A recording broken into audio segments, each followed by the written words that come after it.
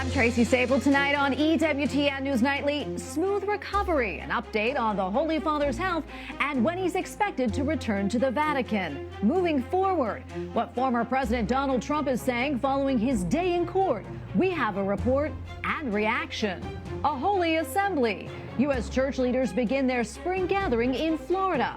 A preview of what's on the agenda. And the lost soldier returns. Learn more about a newly discovered statue of a 6th century saint. These stories and more tonight.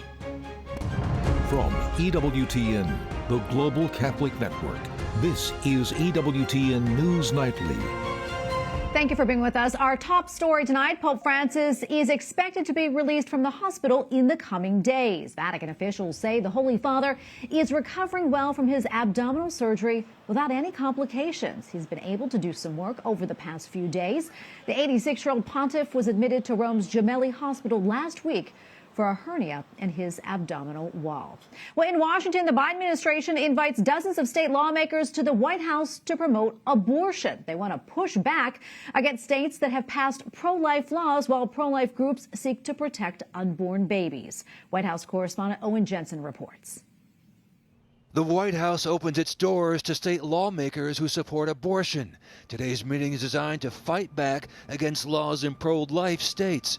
A White House spokesperson writes, senior White House officials will highlight the Biden-Harris administration's commitment to defending reproductive rights, key actions the administration has taken to protect access to reproductive health care, and the importance of state partners in this fight. And the pro-abortion push continues tomorrow, when White House staffers, including Press Secretary Karine Jean-Pierre, will meet with lawmakers from predominantly Democratic states where abortion is already legal. These are state legislators who have literally been on the front lines of a freedom that has been eroded, right, to women, reproductive health care that has been taken away. The back-to-back days of White House meetings come after Vice President Kamala Harris traveled the country, holding pro-abortion events with groups like Planned Parenthood. But Students for Life earlier wrote Biden's Democratic coalition would end life from conception to the cradle. And Lila Rose from the pro-life group Live Action earlier added, Big Abortion's voice is loud and their money is far-reaching. Planned Parenthood and Big Abortion are counting on us to be content with the end of Roe and become complacent. But our fight is just getting started. Meanwhile, former President Donald Trump speaks out after his arraignment. If the communists get away with this, it won't stop with me. They will not hesitate to ramp up their persecution of Christians, pro-life activists, parents attending school board meetings, and even future Republican candidates. He calls the federal criminal case against him an evil and heinous abuse of power, and he blames President Biden for having his top political opponent arrested on fake and fabricated charges, while prosecutors allege the former president mishandled classified documents and obstructed justice. Owen Jensen, EWTN News Nightly. A reaction from U.S. lawmakers continues to come in after former U.S. President Donald Trump pleaded not guilty to 37 criminal charges. The indictments stem from his alleged handling of classified documents at his Mar-a-Lago resort in Florida. Capitol Hill correspondent Eric Rosales spoke with several lawmakers and has their reaction tonight. Eric.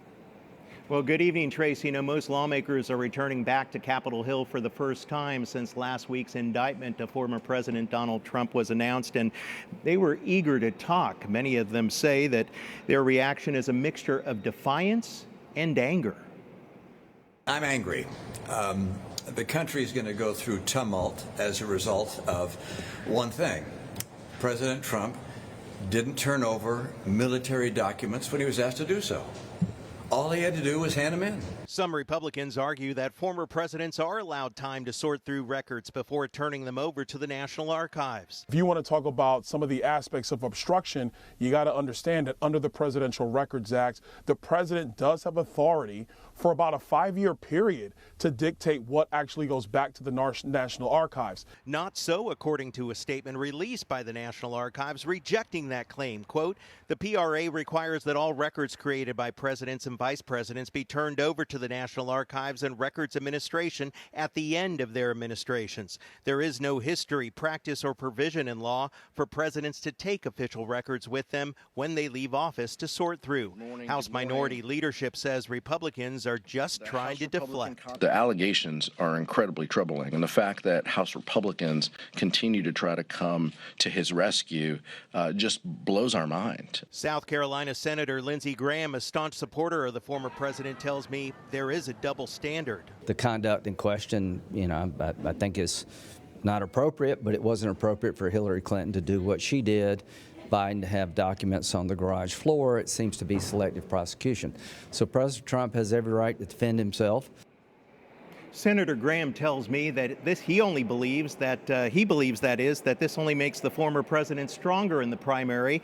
And according to him, a new Harvard Caps Harris poll has even Trump beating Biden by some 7 points if he does go down to the general election. Meanwhile, Oversight Committee Chair Congressman James Comer continues his investigation into the alleged pay-to-play scheme with foreign nationals for Joe Biden. At the Capitol, Eric Rosales, EWTN News Nightly. Joining us now is Matthew Hennessey, columnist with the Wall Street Journal. Matthew, welcome back. Great to be with you again. I want to start off by talking about former President Trump and his arraignment yesterday, where, as mentioned, he pleaded not guilty. But it's what happened outside the courthouse where huge crowds of people gathered, and then later in Bedminster, New Jersey, that has a lot of people talking.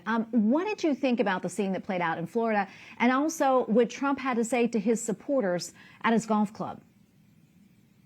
Well, I think what's notable about what happened in Florida is what didn't happen. There was a lot of talk in the media about the potential for violence, for out-of-control protests and counter-protests, and none of that really happened.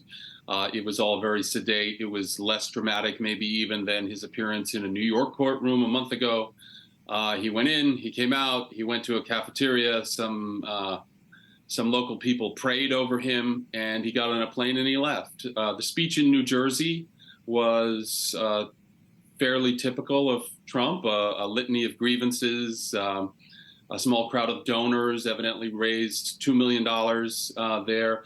And it was much the same story as it always is with President Trump. He was reading his speech, sometimes going off script to the delight of the crowd, essentially saying, I did nothing wrong. They're all out to get me. It's a witch hunt.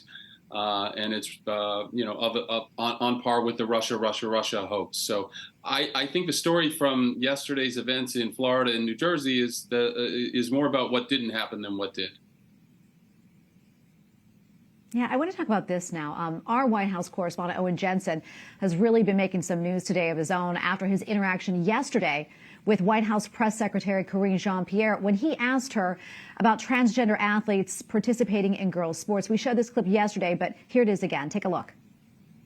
And what would the president say to parents out there who have daughters, let's say in high school, for example, who are worried that their daughter may have to compete against a male, a person born male, and there could be directly in physical athletic competition and worry about their daughter's safety? What you're alluding to is basically saying that transgender kids are dangerous. It sounds like that's what you're saying. Well, you're saying that their safety is at risk. Yeah, but you're laying out a broad example or explanation of what could potentially happen. A broad example explanation that is dangerous. Matthew, what's your reaction to this, and why do you think it's getting so much attention? Well, my reaction to it is that it is dangerous when a boy and a girl play, potentially contact sports with each other. It is dangerous potentially to the girl. And the fact that the White House is so out of touch on that, I think is remarkable. This is obviously a core electoral constituency for them, the far left, the LGBT community, and they're leaning in hard to that to try to maintain that support. The economy is stalled. The border is a mess. We've got wars overseas, potentially a conflict with China looming. They're looking for anything that they can get that they think will shore up their core support, and this is clearly it. I think they're really out of touch. I think that the backlash when it comes will be very, very strong, and they may not know what hit them because they will have forgotten about all of this. But I think that parents across the country feel very much like the your reporter, in sympathy with the position that he laid out, that this is kind of crazy and kind of out of control, and the fact they can't see it speaks poorly of their political vision. Yeah, I want to pivot now to this. It seems that Bud Light is no longer the king of beers.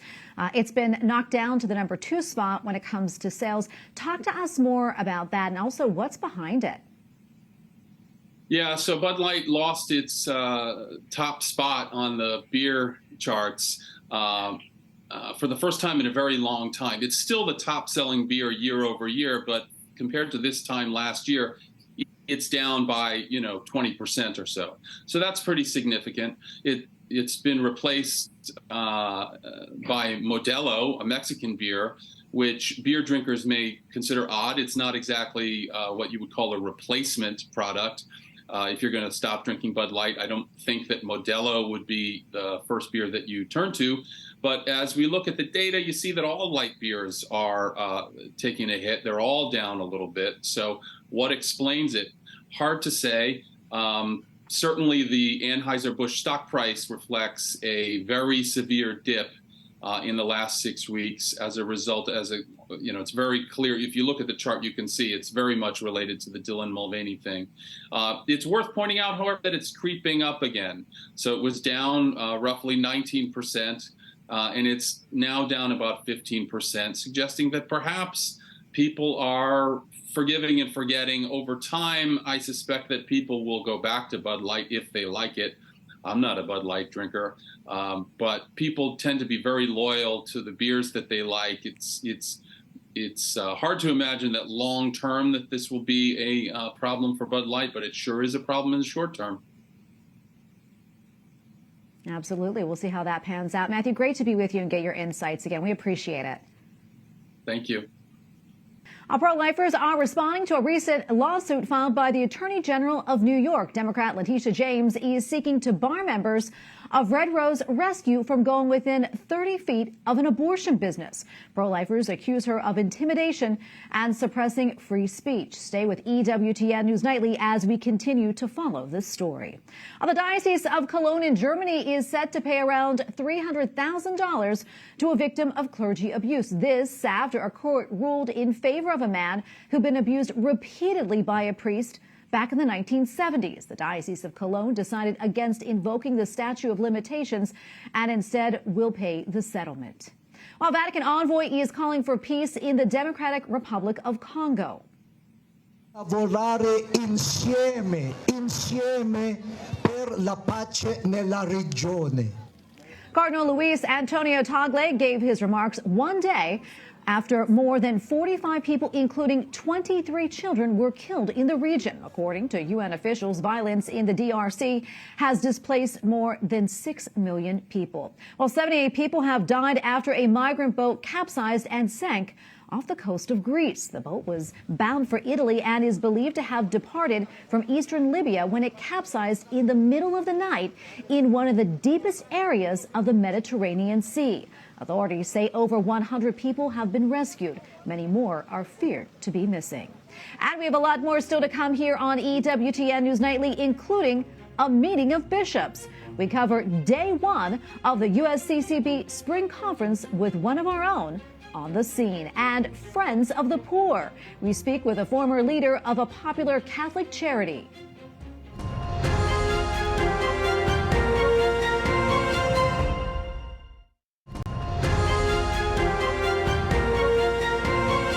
Conference of Catholic Bishops is holding its spring plenary assembly in Orlando, Florida this week, and several items are on the agenda. Among the items on the agenda, church leaders will discuss health care and the Eucharistic revival. They will also look into the canonization cause for 5 priests who died in the 1870s while ministering to the sick in Shreveport, Louisiana. And we go now to Mark Irons, reporter for EWTN News In Depth, who is in Orlando right now covering the assembly. Mark, great to have you back on. The public meetings, they don't start until tomorrow, but I know the bishops have arrived already. Mark, what can you tell us about that? Well, that's right, Tracy. Just for some background, these annual summer meetings of the bishops happen in a different city each year in between their annual meeting in the fall, which is really the big meeting in Baltimore for the bishops. But this gives them a chance in between that meeting to come together and discuss items of importance to life in the church. And right now here in Orlando, I'm next to a conference center where hundreds of bishops have begun to gather. Some of them have been here for days in closed-door committee meetings, but they had the first big formal gathering today where they all came together. Of course, public sessions will start tomorrow. That will give the chance for viewers to tune in. These meetings will be live streamed, so if people are interested in what the bishops are doing, they can tune in. Those will be on Thursday and Friday. Yeah, Mark, we also mentioned the ongoing Eucharistic revival. What do the bishops have to say about that? And, you know, what's their hope as it continues? Right. Well, Tracy, as one bishop pointed out, the Eucharist revival is a big item of discussion this week for the bishops. And just to give context, we're right in the middle of a multi-year effort led by U.S. bishops, inviting parishes around the country to increase love and devotion for Christ's presence in the Eucharist. And we're about a year out from a National Eucharistic Congress that will take place in Indianapolis. It will be open to the public. So they'll talk about planning and preparation for that. But the main point that's been made to me is that the bishops hope this Eucharistic revival is not a top-down sort of a programmatic approach to teaching about the Eucharist that has a start and end date. The Eucharist is the source and summit of our faith, and the bishops want this really to spark a fire, a love for the Eucharist amongst the laity, really more devotion and increased love for the Eucharist, and they're hoping this Eucharistic revival will just continue that. Yeah, and I know they'll also be voting on a few things and discussing other big events in the life of the church. Mark, what else is ahead, you know, for them over the next couple of days in Orlando? Well, as you mentioned, two other big events in the life of the church. On the global level, the church is in the midst of this Synod on Synodality led by Pope Francis. And then in a few months here, we'll be having World Youth Day. So they'll update the American church on that. They'll also be voting on a number of items, like you said, including the approval of different liturgical texts. Also, one item that was pointed out to me by one bishop, they're going to begin a process of drafting a new pastoral statement addressing persons with disabilities in the life of the church. And this is important because the current document they have is quite dated. It actually was published in 1979, so they think it's time for a renewal, an update on catechesis involving persons with disabilities. And one important thing is that they want people to see persons with disabilities not just as recipients of the church's goodness, but active participants. They're just as much a part of life of the church as anybody else. And I think in this document they will try to convey that. But right now they're just voting on the process to begin drafting a new document. So Tracy, we'll continue following all the latest here in Orlando at the bishops' meeting. All right, Mark, thank you so much for that report. We appreciate it. Mark Irons, reporter for EWTN News In Depth. Thanks again. Up next on EWTN News Nightly, In With the New, a popular charity organization elects their new leader. Plus, treasures of the past. A statue of a 6th century saint has been discovered.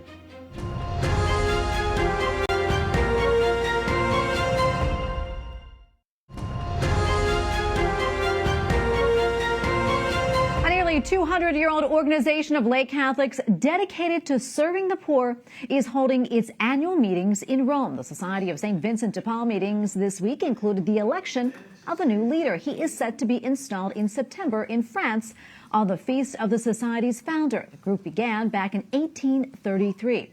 They follow the call to serve the poor, the suffering, and the deprived. We go now to Renato Lima, the outgoing general president of the Society of St. Vincent de Paul. Renato, thank you for your time today. First off, I know the meeting began yesterday. What was on the agenda? And also, can you tell us about the new leader? Thanks for this invitation. Yes, we are here in Rome promoting our General Assembly. We are uniting all the countries that belong to our Society of St. Vincent de Paul. We have a huge agenda all this week, and yesterday we started with the most important moment in our assembly, that was the election of my successor, of the new president, international president, that now is one man from Spain. His name is Juan Manuel. He will be the new president. The inauguration ceremony will be in Paris in September. But yesterday he was elected. But not only about elections. This assembly is being very important for us because we are discussing how to improve our bylaws. We are doing lots of agreements, for example, agreements and partnerships with Order of Malta and the International Catholic Women Organization. So we are taking advantage for having lots of presidents, national presidents here to improve our society and move forward. And Renato, for those who may not be familiar, can you tell us about some of the projects run by your organization around the world? Thanks for this question, because our main activity is home visits. We do the home visitation, we go to the house of the poor, we sit by their sides, we talk to them, we try to help them to solve their problems, to get a job or to give some basket of food. This is the most important in our society, to be closer and friends of the poor, to visit them in their houses, in their homes. But we don't have only this kind of charity. We have also special works, for example, schools, daycare centers for children, orphanages, elderly houses, hospitals, clinics. So we have a diversity of special works that complement the home visits we do in our countries. And before I let you go, as your time leading the Society of St. Vincent de Paul winds down, maybe can you tell us some of your favorite memories leading the organization? Oh, what an excellent question, because my mandate was 7 years, and in these 7 years, I had the privilege to visit 50 countries, not 5, not 15, 50 countries, and I learned a lot in each country I visited, because sometimes the culture is different, the problems, the social problems are different, the culture, the language is different, but the Vincentian, the members of our society, we are the same. So the more I visit the countries, the more I love what we are doing to the poor. And in these 7 years, for example, we spread our society to 9 new countries, and you remember we faced the pandemic, the COVID pandemic during this period, and even though we have the pandemic, we spread our society to 9 new countries like Tanzania, Liberia, Cayman Island, Greece, and Albania. Oh, Renato, thank you so much for speaking with us about all of this, and thank you for what you do. We appreciate it. God bless you. And finally tonight, a rare statuette of a saint has been discovered in Istanbul. The statuette was found during the archaeological excavations of the Church of St.